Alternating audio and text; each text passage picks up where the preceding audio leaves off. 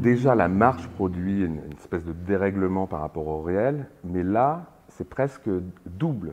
C'est-à-dire qu'on ne sait plus si on est en train de cheminer dans le récit d'Herzog ou si on parcourt nous-mêmes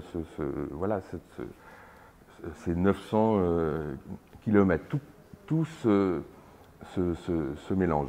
On a quasiment eu les mêmes conditions météorologiques à chaque fois, et c'était très troublant. Quand il y avait de la neige, on était sous la neige, le grésil arrivait au même moment, la pluie sur une journée ou 2 journées entières correspondait. C'était un peu, ouais, il y avait quelque chose d'un peu chamanique. Et puis ça allait plus loin, c'est-à-dire qu'à un moment, il se fait arrêter 2 fois par la police.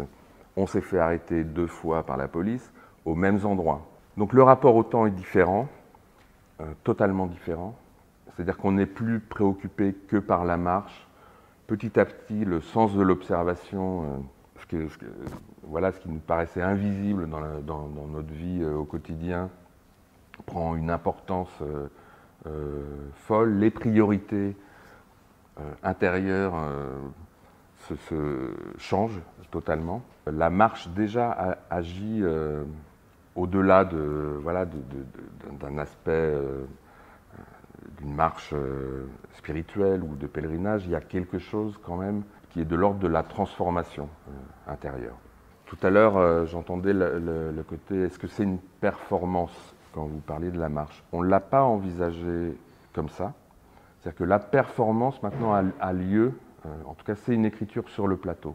On s'est entraîné pour pouvoir tenir le coup physiquement.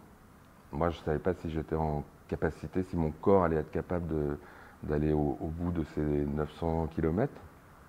Mais on l'a jamais vécu comme une sorte de défi sportif, on va dire. Ce qui nous faisait trembler à l'intérieur était plus difficile, finalement, à dépasser que la marche en elle-même. Le fait d'être toujours en lien par rapport à ses propres paysages intérieurs avec Herzog, et aussi sur des choses très concrètes, ça crée effectivement une zone de trouble qui est assez vertigineuse.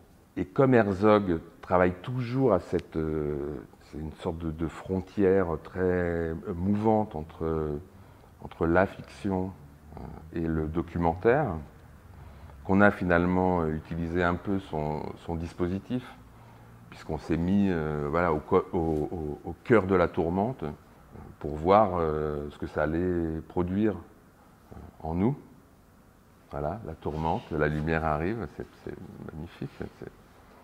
Voilà, je vous dis, il faut faire attention avec Herzog, parce qu'on est sous surveillance.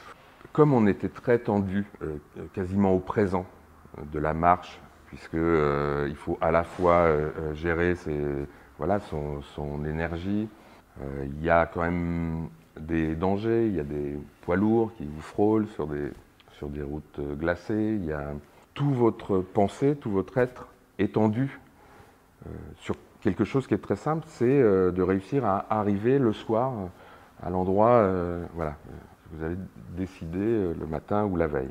J'avais l'impression, comme ça, j'imaginais qu'il y allait avoir quelque chose presque de l'ordre de l'analyse, de l'auto-analyse, et que j'allais être totalement envahi par des images, que j'allais avoir le temps de mettre un peu de l'ordre dans tout ça, dans l'existence, que ça allait m'apporter cette respiration-là, cette parenthèse. Et en marchant, je n'ai pas eu l'impression que quelque chose était en travail de cette nature-là. Sauf que il y avait quelque chose de très fort, mais qui était de l'ordre de l'inconscient, qui bouillonnait. Au moment où on a arrêté de marcher, là, on a été totalement envahi.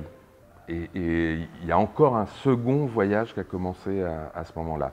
À la fois pour comprendre intérieurement, pour comprendre ce qu'on avait traversé pendant ces 4 semaines, et puis les bouleversements intérieurs, c'est-à-dire qu'il faut retrouver quand même des priorités qui te permettent de pouvoir vivre, on va dire, dans une vie de tous les jours. Parce que La marche, c'est presque une vie parallèle, c'est une autre existence.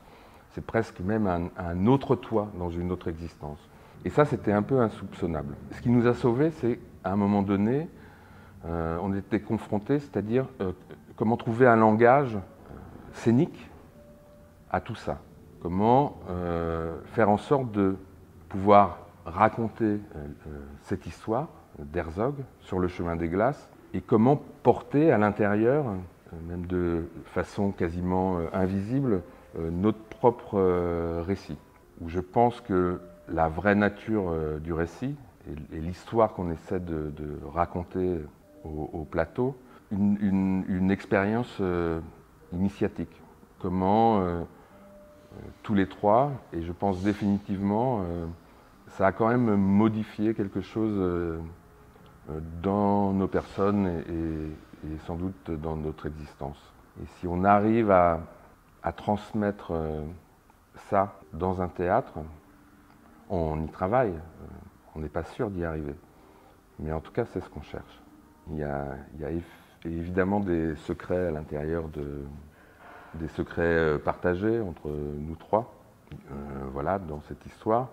C'est important aussi à la fois de respecter le secret d'Herzog et puis, je pense, le nôtre. Je suis venu, calme orphelin, riche de mes seuls yeux tranquilles vers les hommes des grandes villes. Ils ne m'ont pas trouvé malin. À 20 ans, un trouble nouveau, sous le nom d'amoureuse flamme, m'a fait trouver belles les femmes. Elles ne m'ont pas trouvé beau. Bien que sans patrie et sans roi, et très brave ne l'étant guère, j'ai voulu mourir à la guerre. La mort n'a pas voulu de moi.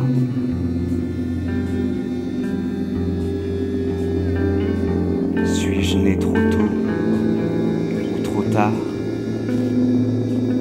Qu'est-ce que je fais en ce monde? Oh, vous tous, ma peine est profonde.